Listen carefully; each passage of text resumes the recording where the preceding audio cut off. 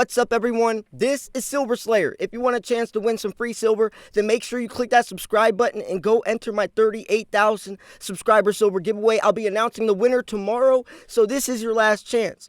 I'm also going to be doing a 39,000 subscriber silver giveaway, so if you don't win the first one, it's okay.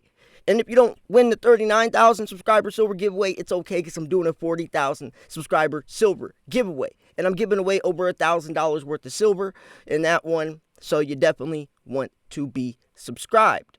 I just placed a huge order. I bought basically 2 tubes of random 1 ounce year Pandas. And it's pretty cool because if you guys don't know, Pandas started making 30 gram weights at 2016. So if you get a random 1 ounce year deal of Pandas, that means at least every coin is backdated to 2015. And they have very good premiums, only like $1 more than an American Eagle. So yes, please, I bought 2 tubes. So I'm going to be doing an unboxing of those pretty soon. And maybe some of those coins will end up in all these giveaways.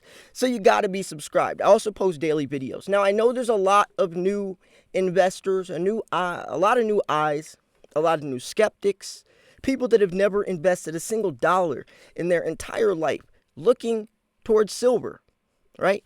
And this is great, but it also can be very dangerous because if you don't know what you're doing, if you don't know how the markets work, then you can get yourself in a very sticky situation. I always say before you invest in anything, do some research, understand how the markets work, understand, the project looking forwards. Investors make strategic decisions. Gamblers just buy something and hope they make money. See, we invest. So to invest in the precious metals, you have to understand what makes silver valuable.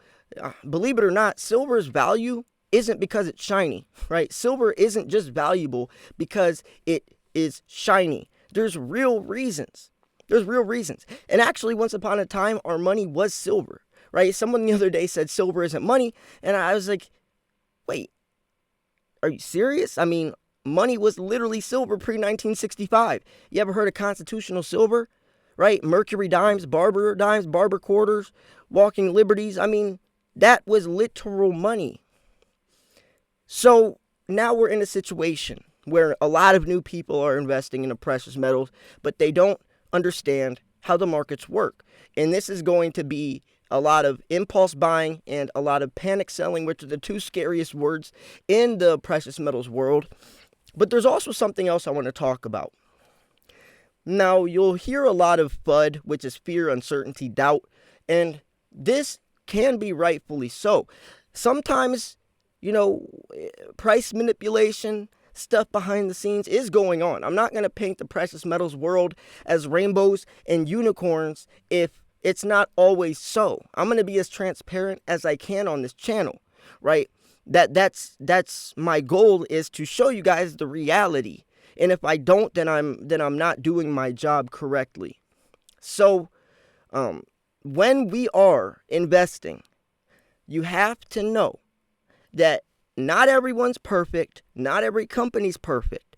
JP Morgan is one of the shadiest companies. Jamie Dimon, he not only got a lot of attention for illegal activity, spoofing, placing false buy orders on these exchanges, canceling the order before it goes through.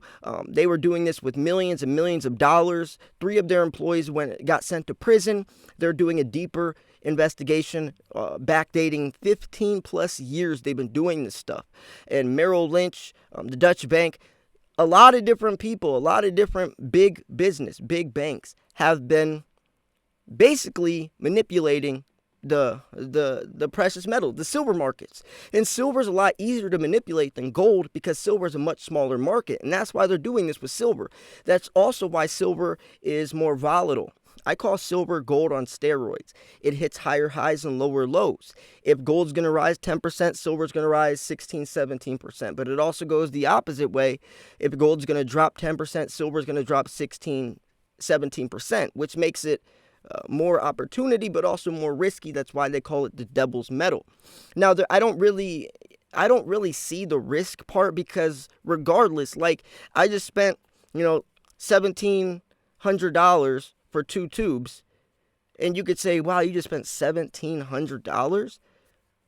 Well, I actually just transferred $1,700 into something else that's still worth $1,700. It's not like I bought that. It's not like I blew that money on, like a new, like some shoes and clothes and food and stuff. No, I still transferred money into money. It's a store of value. So when you're investing in a silver, you can't really look at it that way. Like, oh, I just blew all this money. You're just transferring fiat money into something that is real money.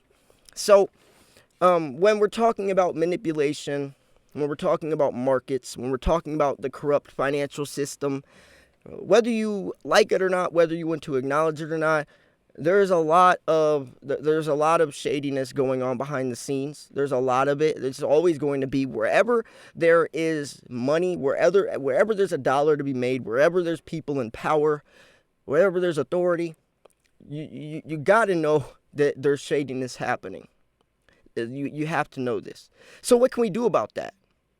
So we know that they're trying to manipulate markets, right? But silver is an interesting thing because you can see a perfect example is the Reddit frenzy. The world basically tried, because China hopped on, because they're across, the world. So they hopped on later on that night, or it would be technically morning for them. And they even tried to do this short squeeze. You see this lasted a couple days. But and if this was something else like GameStop, for example, yes, they're two different markets. GameStop's a lot smaller. But still, their markets are affected by different things. So GameStop obviously doesn't have the intrinsic value that precious metals does. Gold and silver come out of the ground. There's supply, there's production, there's distribution, there's demand, right? And there's not just demand from individuals like you and I, but there's big business demand, especially with silver, since silver is used in so many things. So markets are affected by different things: dollar index, right? Stock market volatility, a lot of different things. So you can't manipulate the market to the rate that you can with other things. So I don't see this price manipulation from JP Morgan being too astronomical. It would be interesting to see what percent they have or over the years. I mean, I even was talking to my local coin shop owner the other day, and he even admitted, not only are the markets changing from like speculation, but also what's affecting silver's price is adjusting and changing over time as well. What used to affect silver's price 10, 15 years ago isn't the same as today, but it's also not going to be it's not going to be the same in the future, right? So we have to adjust with that. But what does that mean then? If we're looking forwards, what else could happen? Well, what could happen? Silver taking on a life of its own. Regardless of stock market volatility, silver could take off. Regardless of the dollar index, silver could take off. Regardless of what gold's doing, silver could take off. And that's because silver is used for different reasons than all those things. So why is the price of silver correlated to all those things? You know what makes no sense to me? The gold to silver ratio is like 65, something like that. We saw it as high as 125 to 1 in March when silver was $11. But still, the ratio has always been high. But why? Well, it all starts back around 1930. I'm actually going to give you a little bit of backstory even before that, hundreds of years ago. So, in biblical times, actually thousands of years ago. So, silver and gold have been used as money for over 5,000 years as a tradable form of exchange. Back in ancient Egyptian times, they saw silver as magic because it could purify water. Silver responded with elements like no other metal could. It's the most highly conductive metal for thermal conductivity and electricity. So obviously, back then, silver was godlike, and they treated it that way. The gold to silver ratio was 2.5 parts silver equals 1 part gold. So the ratio was 2.5 to 1. And the only reason silver was, still 2 times less of value than gold is because of, gold being harder to find.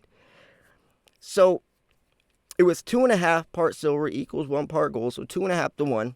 Then it was 8 to 1 for a long time, right? A long, long time. And that's because that's the rate that gold comes out of the ground compared to silver, right? And that's still till today, that's still today's ratio. It comes out of the ground 8-to-1. Still today, every 8 ounces of silver we dig up, we find 1 ounce of gold. So 8-to-1, remember that. Now we get to 16-to-1. And that is when, this is early, 1900, or actually like mid-1800s, early 1900s. And then 1930 comes. FDR's in office. FDR changes the gold to silver ratio from 16-to-1 to 75-to-1. And you heard me correctly, 16 to 75, not 60, 16 to 75-to-1. He single-handedly devalued silver overnight. And ever since then, silver has never been anywhere near the value of gold. So you could see that we have man-made the price of silver. We have single-handedly, this isn't a natural price. 62-to-1, 65-to-1, 125-to-1. That's not natural. There's something wrong with this. It should be around 8, around 16. And if we're looking at that, 16-to-1, and let's say 16-to-1, and then let's say 8-to-1. So I'm going to bust out my calculator real quick. So gold today is, I think, $1,700, or let's just do gold at $2,000. $2,000, right? So if gold is $2,000, and then we do $2,000. One second. I got to bust out my 16. That would put silver at $125. If gold is $2,000 and the gold to silver ratio is 16-to-1. So now let's do $2,000. Let's see if the ratio is 8-to-1. That would be $250 silver. So but that's the thing, is that's if gold is staying at $2,000. Now if silver gets up to plus $50 plus $100, gold's going to also be rising. The only way that gold wouldn't be rising if silver does is in the industrial sector, where gold really doesn't benefit at all. So anyways, I just wanted to share this video because it really is important to understand how silver prices work. What's also happening that a lot of people don't know about with price manipulation, spoofing, and all that. But also looking forwards. And I kind of threw in that history because that's important stuff to know. Understanding the gold to silver ratio, what it means, the tool it has, and also, backdating to kind of how it formed is interesting, and it's also important. So if you thought this video was educational, informational, at least entertaining, make sure to smash the like button. I post daily videos, always going to keep you guys in the loop. Make sure you subscribe. I'm doing a 38,000 subscriber silver giveaway, so make sure you enter that. Thanks for tuning in. This was Silver Slayer. I'll see you guys soon. Peace.